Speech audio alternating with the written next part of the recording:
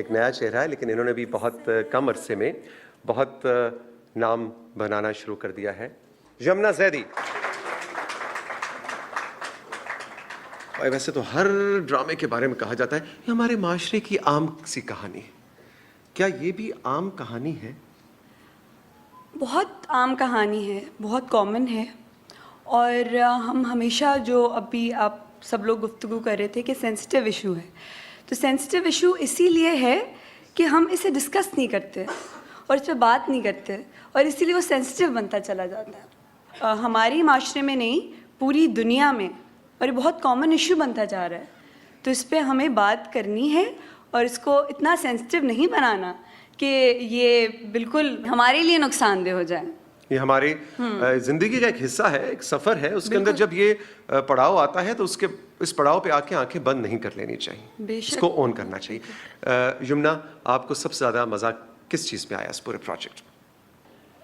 जो नदीम साहब ने इतना बेहतरीन स्क्रिप्ट लिखा और इतना खूबसूरत स्क्रीन प्ले लिखा कि मुझे कुछ परफॉर्म करने की ज़रूरत ही नहीं पड़ी। जो लिखा हुआ था वो मैं परफॉर्म करती चली गई। एक राइटर होता है जो एक एक्टर को ज़बान देता है बेशक, लेकिन अल्फाज में एक ताकत भी हो तो हमें अपनी एफर्ट इस्तेमाल करने की ज़रूरत ही नहीं पड़ती। सबसे बड़ा चैलेंज क्या था आपके लिए इस प्रोजेक्ट में?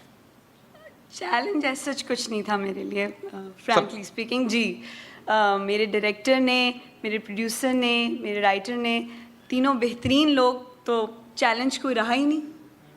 सब उन्होंने मेरे ख्याल से खुद ही अपने ऊपर सह लिया। बहुत मुबारक हो आपको यमुना, और नेक तमन्नाएं। बिल्कुल, और मैं बहुत खुश हूँ कि एक तो मैं इस प्रोजेक्ट का हिस्सा हूँ, और दूसरा है कि ये पीटीवी से ऑनर है। मैं बहुत मेरी खुशनसीबी है कि मेरा इस टॉपिक पे सीरियल पीटीवी से जाएगा, तो I am really happy for it. जीती रहिए। Thank you very much. Thank you so much. इस तरह के इश्यूज जो हैं वो हमेशा लैक ऑफ कम्युनिकेशन की वजह से एग्जाम्पल होते हैं।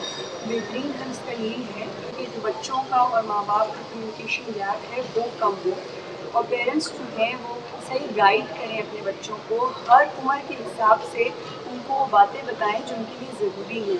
अगर कोई बच्चे पूछते हैं किसी किस्म का भी सवाल, तो उसको इग्नोर करने के बजाय उसको प्रॉपरली सही अच्छे अल्फाज में उसको गाइड किया जाए, ताकि अवेयरनेस बच्चे में आए कि इसकी क्या नुकसानात हैं और क्या अच्छाइयाँ हैं, और उसने सोसाइटी में इस चीज़ को अगर उसके सामने आती है तो कैसे हैंडल करना। जब सवालों के जवाब वक्त पर ना मिले तो बेवक्त के हाथ से ही मिलते हैं। मेरे हर सवाल का जवाब खामोशी क्यों? जो कहते हुए मैं खुद से डरूं, मैं क्या करूं? किससे कहूं? मैं किससे कहूं?